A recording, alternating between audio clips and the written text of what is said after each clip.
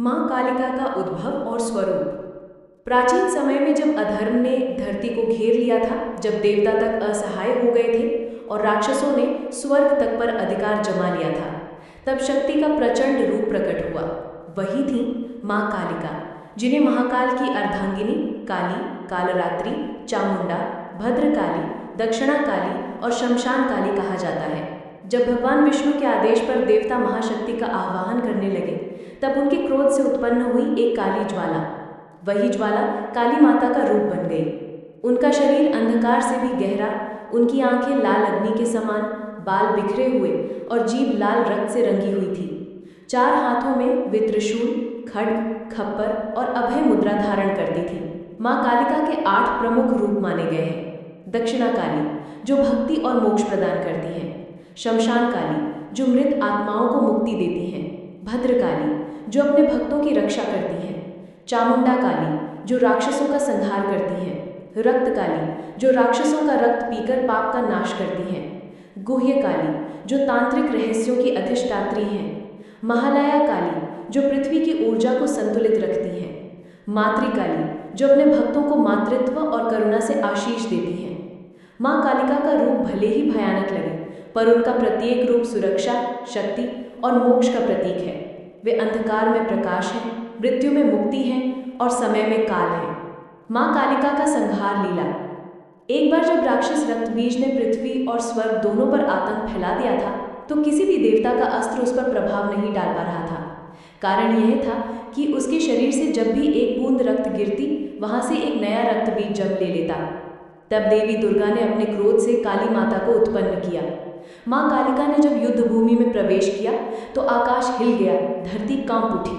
वे दहाड़ मारती हुई आगे बढ़ी, उनकी जीभ बाहर निकली हुई और उनके बिखरे बाल आकाश में काली रात जैसे फैल गए। उन्होंने अपने खड्ग से राक्षसों का नाश किया और जैसे ही रक्तबीज का रक्त गिरने लगा, माँ काली ने अपनी जीभ से वो रक्त पी लिया ताकि और राक्षस उत्पन्न न हो सके। इस तरह माँ कालिका ने संपूर्ण असुर सेना का संहार कर दिया। उनकी गर्जना से पर्वत फटने लगे, समुद्र गरजने लगे और देवता नतमस्तक हो गए। परंतु जब उनका क्रोध शांत नहीं हुआ, तो भगवान शिव स्वयं युद्ध भूमि में लेट गए और जब माँ कालिका ने उन पर कदम रखा, तब उन्हें होश आया कि उन्होंने अपने ही प्रिय महाकाल को पांव रख दिया है। उन्होंने तुरंत अपनी जीभ बाहर निकाल ली। ये दृश्य आज भी हर काली मूर्ति में दिखाई देता है। वो संयम, करुणा और जागृति का प्रतीक है। माँ कालिका का कृपा और भक्ति स्वरूप। युद्ध के बाद माँ काली शांत रूप में आई। उनका चेहरा भले भयानक हो, पर उनकी दृष्टि में ममता थी। वे अपने भक्तों की रक्षा करने के लिए सदा तत्पर रहती हैं। माँ कालिका कहती हैं कि जो मेरे नाम का स्मरण करेगा, उसे किसी भी भय से डरना नहीं पड़ेगा। जो सच्चे मन से मुझे पुकारेगा, मैं शमशान से भी आ जाऊंगी।